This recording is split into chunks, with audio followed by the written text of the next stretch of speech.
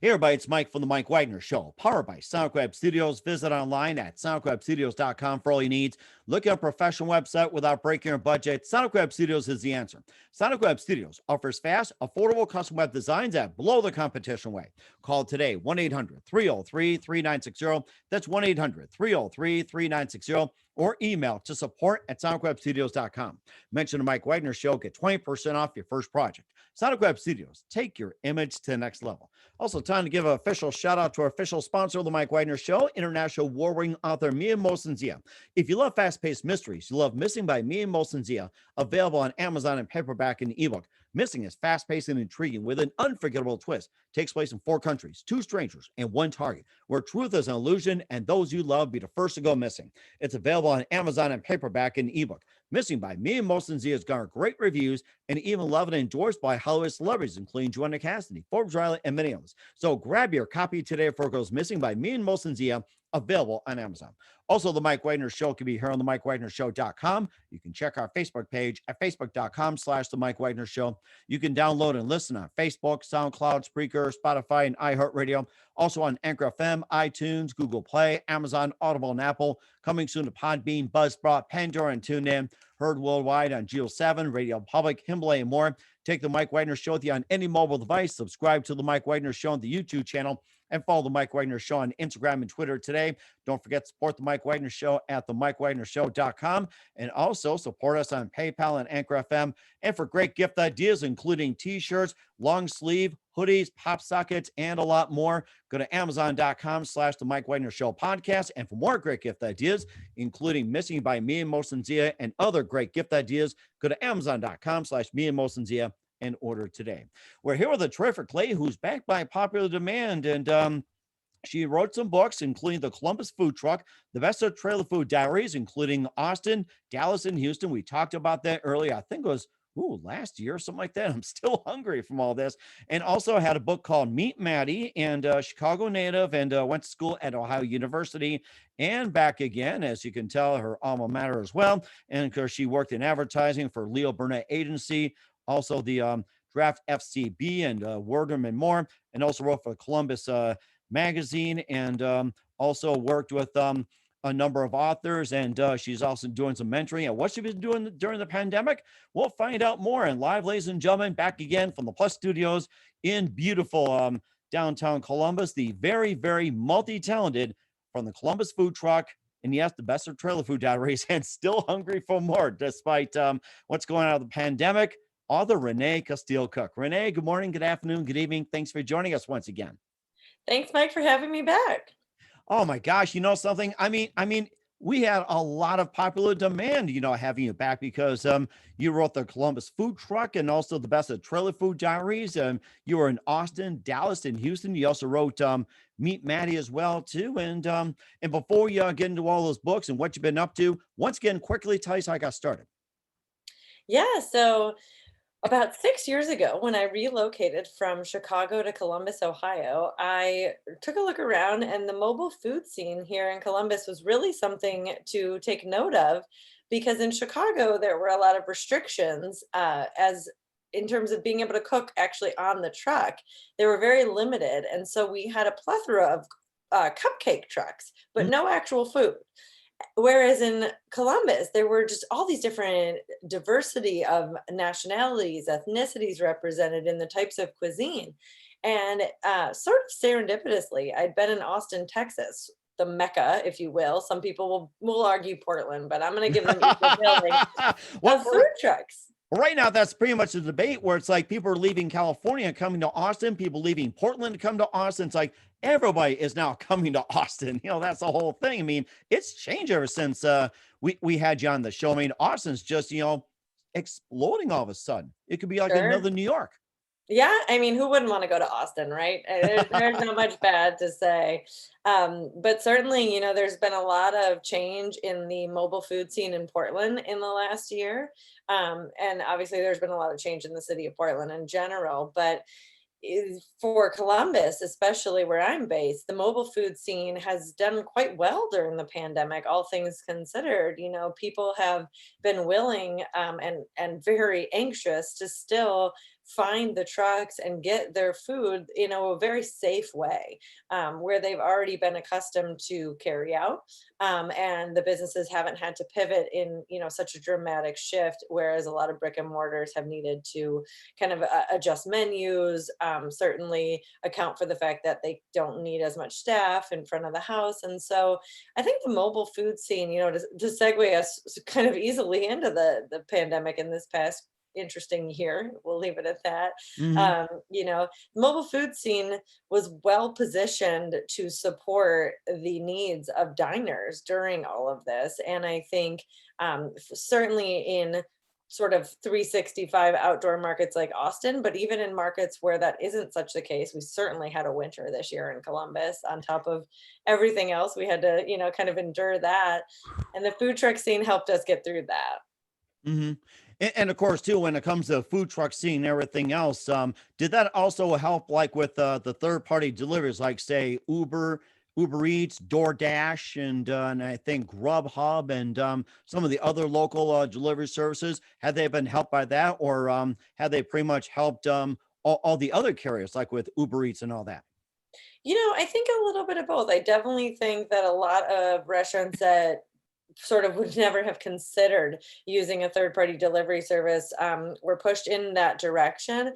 But because those third party services had been used to delivering from maybe brick and mortars that were accustomed to those services, but also from food trucks, we've always had a good relationship, at least in this market, between delivery services and our mobile trucks. We actually have an organization here called Cluster Truck, and Cluster they're truck. big on just that, delivering food from food trucks, which is a unique proposition, because you think, oh well, I've got to go track down this truck, but no, instead someone can go do that for you, and they can bring the food to you. My mom's a big fan. She doesn't like driving around town, even with her street food finder app. She's like, no, that's just too far, or no, that's up the hill. She doesn't like to drive, or whatever it may be.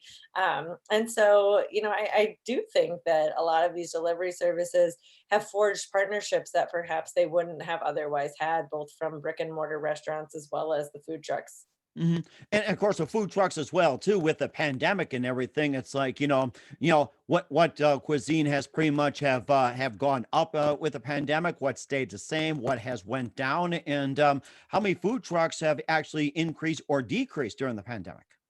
Yeah, I don't know of many new openings. I know of a handful, but I do think that's probably slowed based on, just a difficult environment to open any type of business in. But I also haven't heard of as many closures. And I think that's twofold. I think the trucks have been able to sustain business when they haven't had perhaps as much competition from brick and mortars. Hmm. But I also think there haven't been as many trucks with an eye towards brick and mortar. So whereas a lot of times you would see someone who had opened a food truck looking towards opening, a restaurant, they've obviously not been looking to do that during the last year, and they've been sort of maintaining and growing their food truck operations. So I think if anything, it has been a good year for the mobile scene, in that we haven't seen the attrition that is very typical when we see some of our most loved trucks, close up and move towards a permanent space for good, for good and for bad. There's a lot of bonuses for having a permanent space. And there's a lot of, remorse over the fact that we can't just go find them at the spots maybe that we like to pick them up at. So I do think it's been an interesting, challenging year across the board in the restaurant scene. But I would say that if there was a piece of it that was better positioned, the piece that I've taken my career writing about has actually been quite successful, amidst all the things. People are just tired of cooking, Oh, frankly. oh, oh, tell me about it. It's like there are days it's like, hey, I'm ready to cook a 7 course meal, or there are days you just want to get something from Kentucky Fried Chicken, or just, go to the drive through at McDonald's or something, or you got the new the things out there, like say with Hello Fresh and others, that deliver meals to your door, those are the new things. Yeah, definitely. That's one approach. And who hasn't made banana bread and all the way down to your own sourdough starter, in the last 12 months? So I think it's really run the gamut of people just tired of trying to feed their family I have small children, so more like 5 times a day. Hmm. And they're looking for options that are still safe and are convenient and are quick. And the food truck scene checks the box of all of those. And our books are thankfully well positioned in the sense of, do you want to make those recipes at home if you're maybe even not in a place where you're ready to go out and receive a meal from a food truck? You just want to stay home and make those meals. We've got recipes for you to give that a go. Oh, And interesting. if you are ready to go and try some of those food, we've always had a really interesting niche for the books where people will take them and use them as a travel guide for Mm. that city, which I've loved because it wasn't something that was intentional, to be quite honest. It was something that happened organically. We had people taking the book around and having chefs, as long as there wasn't a long line at the truck. They're very gracious people. They were gracious enough to tell us their stories and share their recipes. And they're willing to sign the book and have a little conversation about, their inclusion in it and the recipes that they chose to provide. So that was a happy accident, if you will, that people chose to use the book that way. It sounds like a happy accident as well, too. You had Austin, Dallas, and Houston, and of course, one thing before going into other cities, which has grown as well, too. Of course, what happened in the whole state of Texas in February, where up in North Dakota, we're supposed to get the ice, the snow, the hail, the high winds, and everything. It all went south, and nobody in Texas knew what to do, and I'm pretty sure that took a big hit with the food trucks and everything else. And of course, after that storm, how long did it take? For them to recover to get back to operating as normal. Sure. I'm sure there are trucks that are still working through that, frankly. I'm from Chicago, so winter to us is all those things that you just mentioned. But when you're not from a place that has preparedness measures, of course, at that same level, I most recently lived through, I think it would have been about 6 or 7 years ago, just before relocating, the blizzard in Chicago, which puts us at 2015, 2014-ish. About Um, there.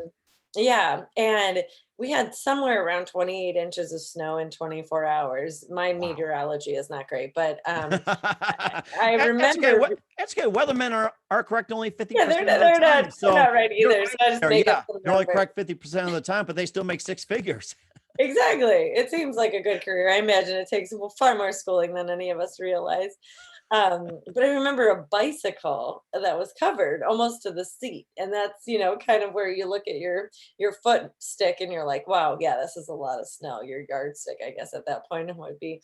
Um, so again, in Chicago, it's just kind of a thing you roll with, and yet the city even shut down for something like that. Friends in Austin had communicated to me the severity of what everyone down there went through, and I can't even imagine, even having a background growing up in Midwestern winters. And Columbus, my husband likes to tell me and my mother, is South, but it's certainly still not the South. So we're still pretty prepared here for winter. We had a rough one this year too. I think it was just, felt like after 10 months of COVID, we got 2 months of piling it on with snow and cold and winter, frankly. Wow. But we're through it now, and I think we're looking at the spring, and I think in a big way we're looking at spring across the board, right? There's a lot of optimism. I think a lot of things are starting to open back up in a lot of ways, and I believe that applies to most of the mobile food scene as well down there. Hmm. And of course, you also had listed the cities that have been happening when it comes to food scene. And what are some of the brand new cities, the cities that you are aware of, or people have given you word that are more up and coming of food trucks? Like say for example, like say Cleveland, Buffalo, Detroit, Pittsburgh, or even Los Angeles. What are some of the up and coming cities that are about to have a lot of food trucks? Similar to Columbus, Chicago, Austin, Dallas, and Houston. It's like, what are some of the new cities that are pretty much up and coming with a lot of food trucks?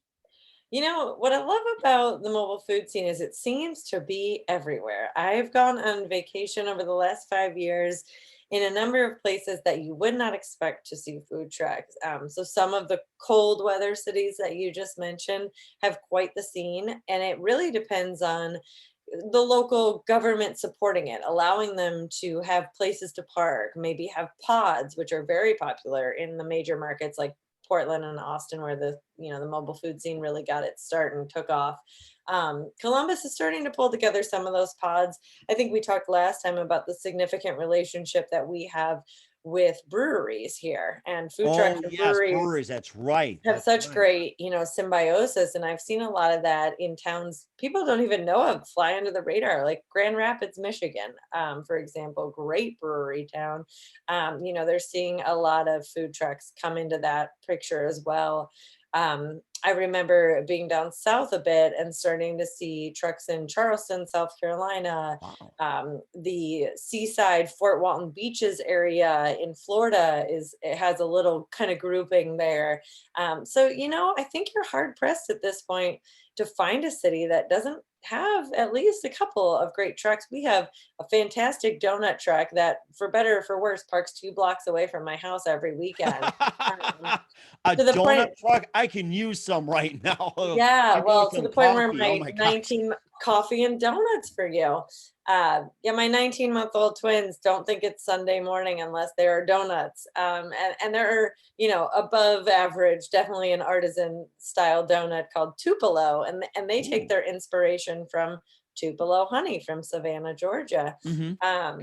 So I think there's a lot of bringing different cultures and different cuisines sort of north and then taking them south, and I think that's a really nice way to trade experiences and to trade different menu items that perhaps you wouldn't get to experience in that city in a brick and mortar format because of the very high cost of overhead. So that's always been an advantage of food trucks, Mhm. which makes them so unique and special, I think, to the dining scene. Mhm. And what's next, for the food truck industry in terms of, trends, menus, and, everything else? What's the, next coming trend for food trucks? Yeah, it's interesting. I think this last year really put a little bit of a pause on everybody, right? And so I think we're regrouping in a big way to figure out, okay, are we really moving towards brick and mortar? Because it always seemed that food trucks had their eye towards we were going to build up a customer base and then we're going to get a permanent location. I'm not sure that that's everybody's end goal anymore. I think with the last year having really had a big impact on having a permanent location and the restrictions that were put on those types of spots. Um, the dream has changed perhaps to having a fleet of trucks, Yes. and really being able to do multiple events, to be across the city, maybe even be in multiple markets. Mhm. You mentioned Los Angeles, and in a way, Los Angeles is the birth of a certain kind of food truck or a certain kind of street food, if you will. The Kogi truck has long been lauded as the original fusion taco, because it was Fusion taco. it was a Interesting. Mexican, Korean taco. The Kogi truck was, and or is, I should say. I believe it's still in operation, and it kind of melded these two cuisines in a way that was very approachable because everybody knows what a taco is, especially in Los Angeles. But See? not everyone perhaps had tried, the certain kinds of Korean meats that were being included. Mhm. So perhaps we'll see a bit more of that, a bit more melding of different cultures and cuisines. What I have always loved about this portion, this little, subsection of the food industry, because I've worked in my advertising career on food and beverage clients. Some of the ones you mentioned are our favorite fast feeders, and definitely they serve a purpose. They have a large role in our society, both today and in our history of kind of where we've come from. But I feel like the mobile food scene has this ability to transcend the everyday fast food and what you would accept from that type of I order and my food is there by the time I get to the next window, right? These trucks have an ability to really do something upmarket, to bring these different flavors that people are more willing to try. They don't just want the ubiquitous, and there is certainly comfort in the idea that I can go to a McDonald's in Columbus, Ohio, and I can go to a McDonald's in Austin, Texas, and I can go to a McDonald's in Portland, Oregon, and I'm getting the same Big Mac, right? Mhm. But Right. if I go to a taco truck in those three cities, I'm getting a very different experience. And I think that that is unique to those that are seeking out a mobile food experience are very open and willing and desiring of those new flavors. So I think there's a lot of room to grow and continue to experiment with what the offering is and why.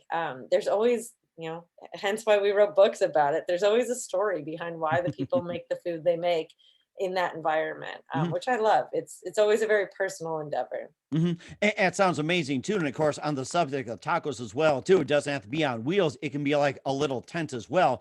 And then I used to service clients up in the western half of North Dakota, where I go up to Williston, and there's a small taco stand, which is like in a sense it's a mobile truck, but in a sense it's just like the stay in place. It's in a town called Arnegard, very small, maybe like 10, 20, 30 people, little taco stand.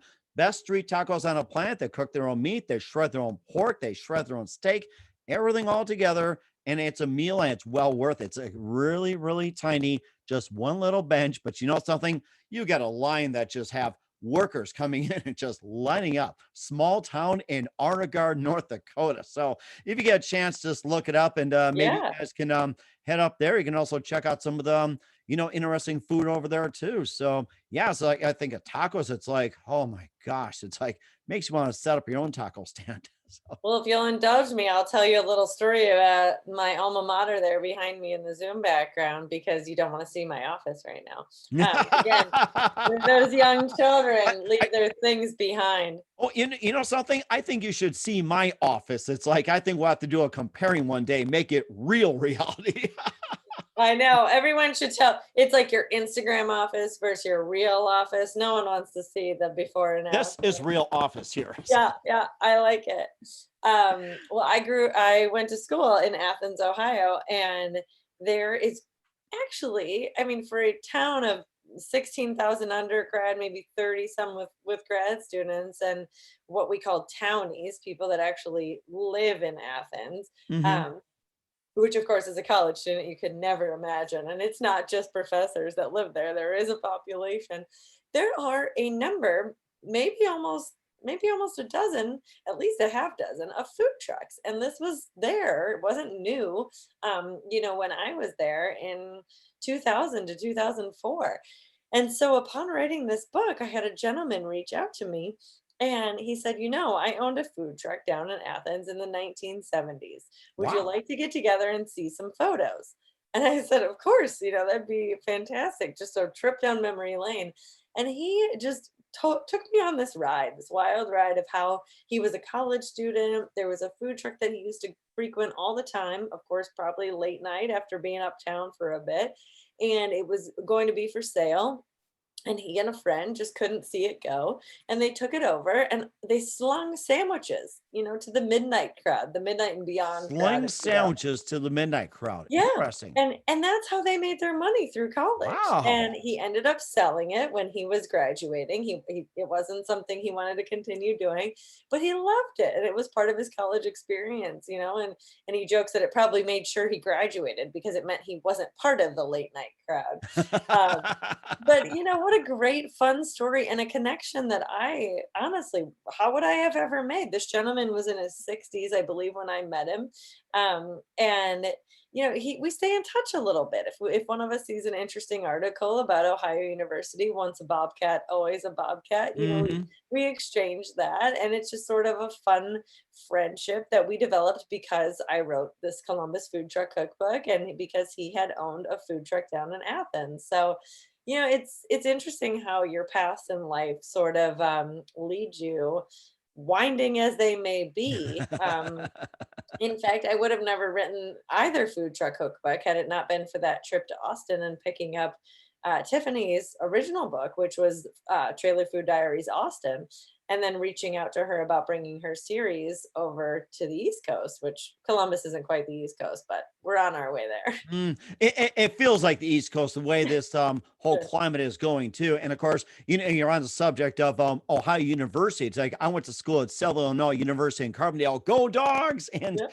I I I have similar thing with a food truck, except you're on Main Street. And if you want to get a beer, get a pizza late night or something, you had to stop at the bagel cart, which is called the Bagel Man, which it was a grill. And of course, you grill bagels on, and you ask for what do you want? He puts the butter on, puts on the cream cheese, and then he just all kinds, cucumbers, green peppers, raisins, nuts, and everything you can imagine. He'll put it on for you and maybe just cost $1 or something.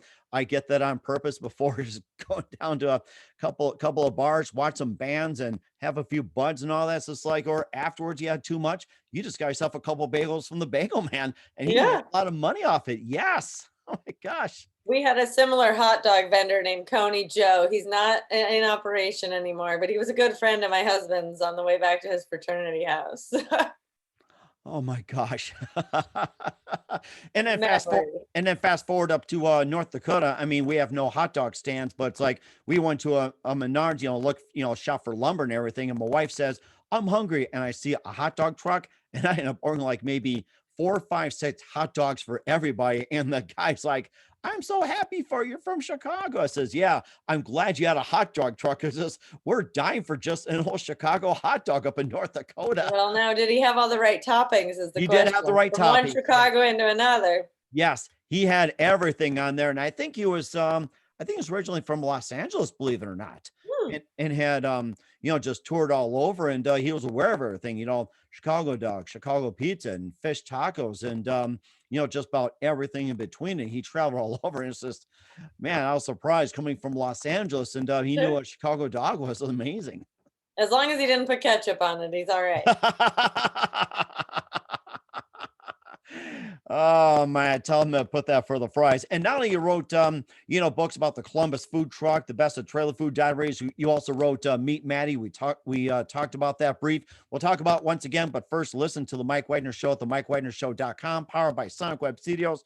Visit online at SonicWebStudios.com for all your needs. Look at a professional website without breaking your budget. Sonic Web Studios is the answer. Sonic Web Studios offers fast, affordable custom web designs that blow the competition away.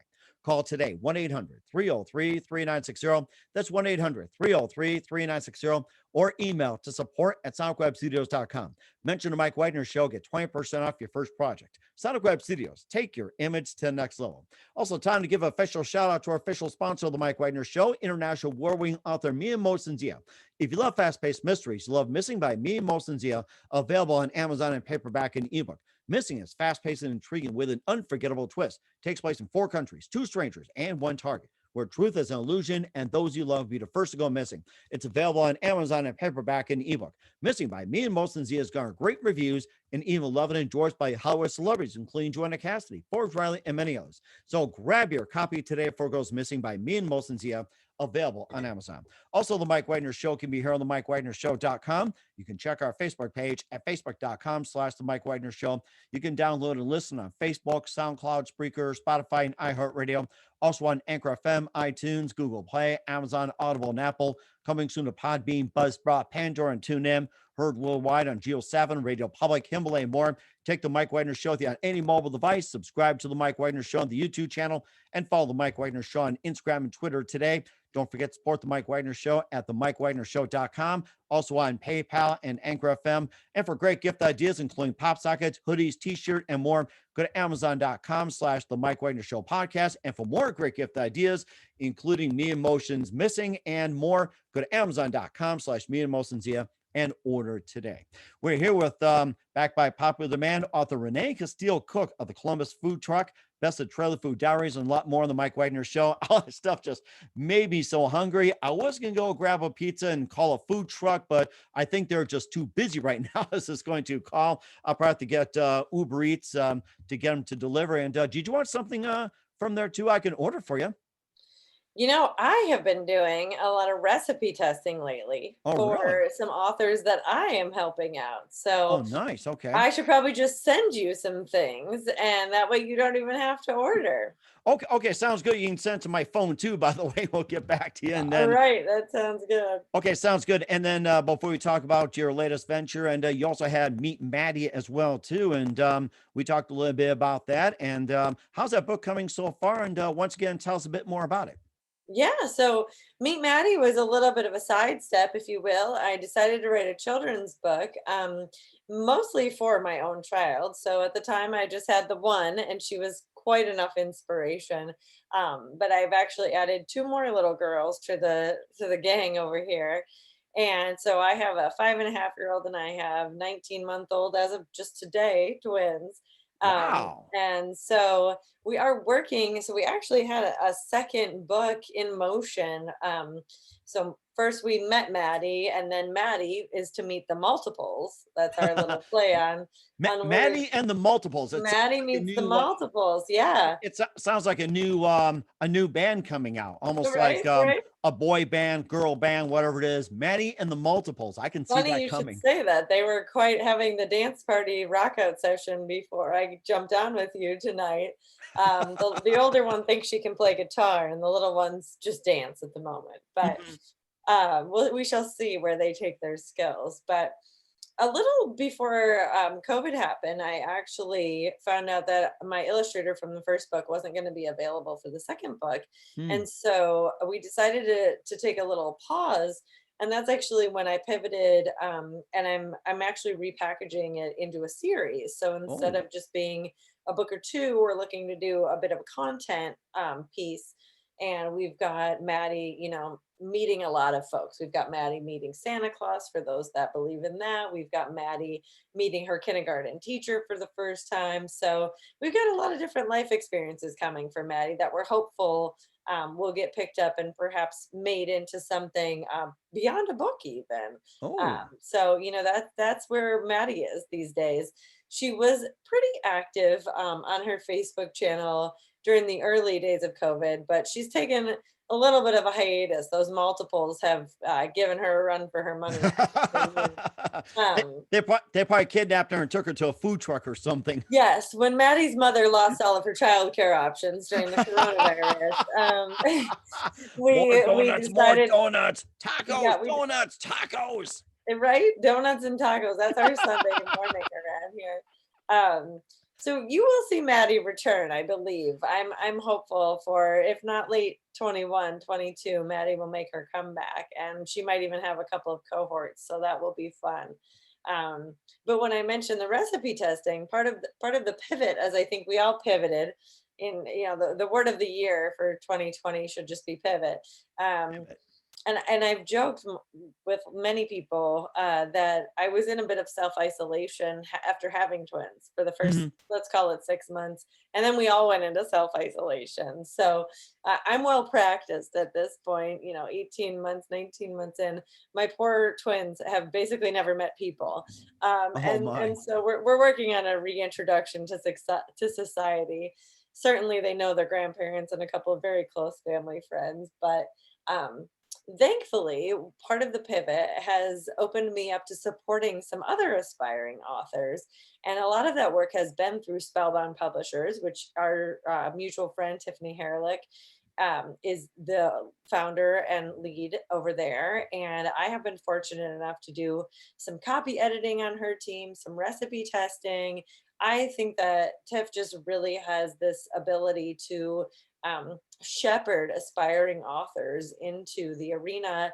And Spellbound is well positioned as a hybrid publisher to both offer some of the luxuries of independent publishing, which, some of the control over your own title, some of the decision making that you might not have with a traditional publisher, and some of the financials. But also with the support that a lot of authors need and would receive on the traditional side, but might not if they were going it completely alone and just uploading their book and having it printed somewhere. So I have really been enjoying partnering with authors, and I've brought to life a pizza cookbook. Ooh, Less of a yum. cookbook, more of a sort of stories of pizza places book. And then I'm currently working on a project with a chef that actually had to close her restaurant during COVID. Oh my But gosh. as part of her pivot, and she's a food truck chef. She was in both of my books. She opened a brick and mortar. She's done so many great things. It's just a person that you really, has her heart in this business and her soul.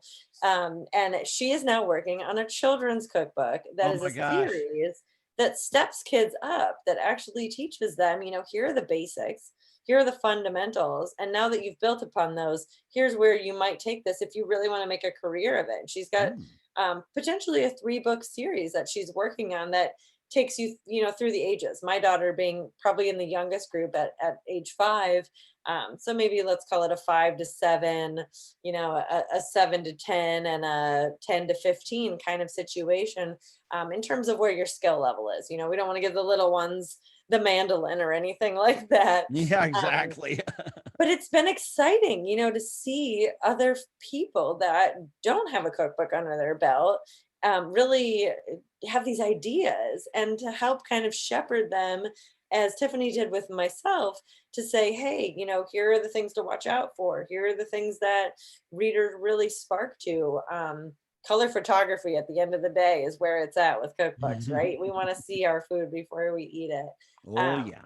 so yeah, that's what I've been kind of keeping myself busy with. And it's interesting, I guess, as being a parent at this point, sometimes it's not your work that makes you the most excited or the most proud. It's other people's work that you had a little bit of a hand in. Hmm.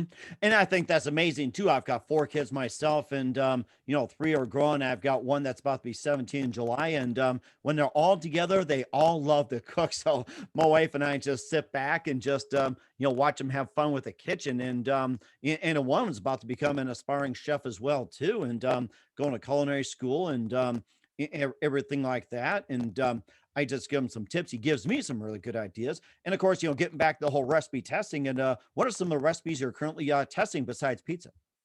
Yeah, so we have tested a chocolate cake recipe that my daughter actually turned into cupcakes. So Oh, she wow. made the cake first, and then she turned it into cupcakes, and then she made up her own frosting, which we're Mm, from Ohio at this point. So I will just admit that it was a peanut butter frosting. We had to go with the Buckeye combination peanut butter frosting. Oh my gosh, you're making me hungry on a already. chocolate cupcake. There's Oh. Mm. really, no other answer when you live in Columbus, Ohio.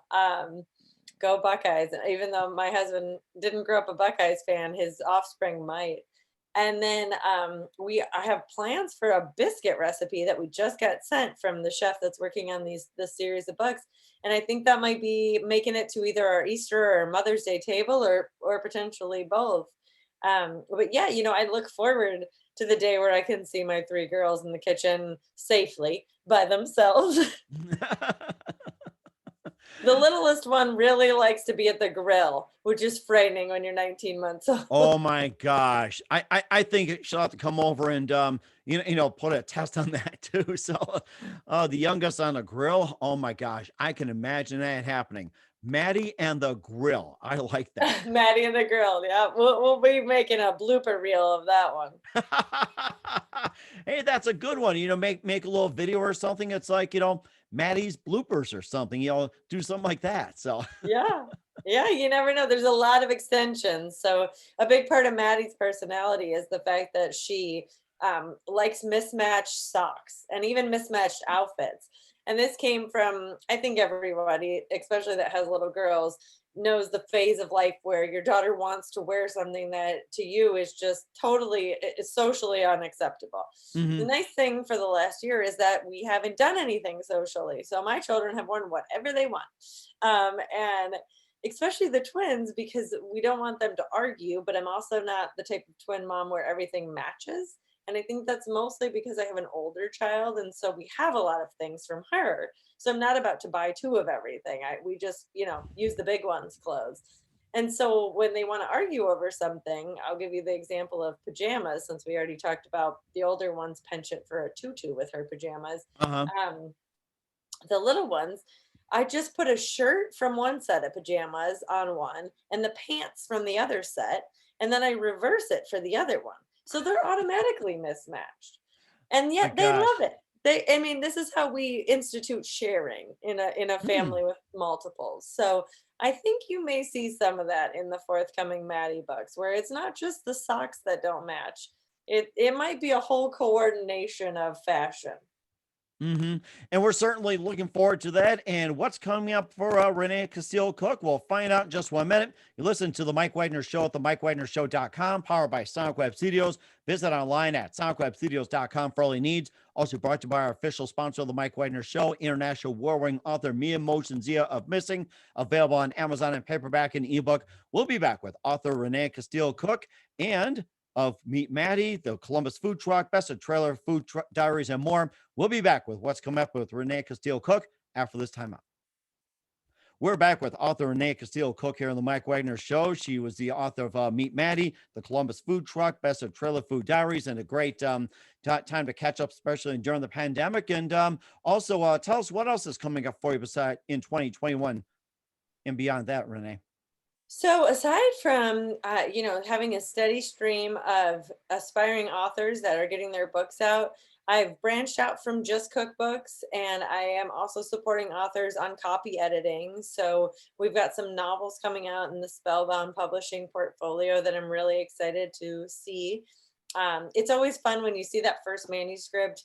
You give your edits, there's a process there, and then you get that book in your hot little hands, and it's almost the same feeling as when I got my own first book in my hands, because you've had such a piece of that author's work that you feel now passionate and as a part of.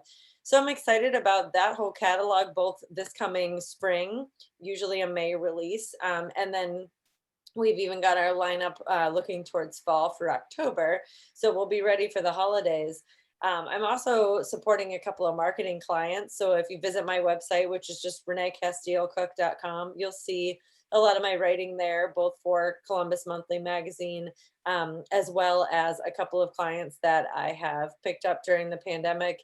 It's funny, we were talking, Mike, a little offline about how for those of us on the independent side of things, work has almost gotten busier during this time because we're all used to, working remotely, working from home, working any odd hours, and certainly having young ones. That's been the case during all of this with them home most all the time. So, keeping busy, looking forward to new things, and really hoping to see the return of Maddie when we get the right illustrator lined up.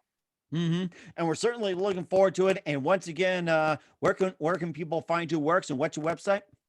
It's just Renee, so Renee Casteel, Casteel. If I could spell my own name, and Cook, Renee Casteel Cook, Cook. No fancy E at the end there. So reneecasteelcook.com. You can also find my author page on Amazon, and I have a separate page on Facebook for Renee Casteel Cook, the author, as well as Maddie the monkey. So if you want to check in just on Maddie, you're welcome to do that as well. We certainly will do so. Once again, we're with Renee Casteel Cook, the author of Meet Maddie, the Columbus food truck, and the Best of Trailer Food Diaries on the Mike Wagner Show. Renee, a very big thank you for your time. It's great to have you back on again. Looking forward to having you again soon. Just keep us up to date and make sure you bring the food truck in next time we talk as well, too. And certainly looking forward to have you on again soon. You have been absolutely terrific. Thanks for having me, Mike. It's great to see you again and talk with everyone.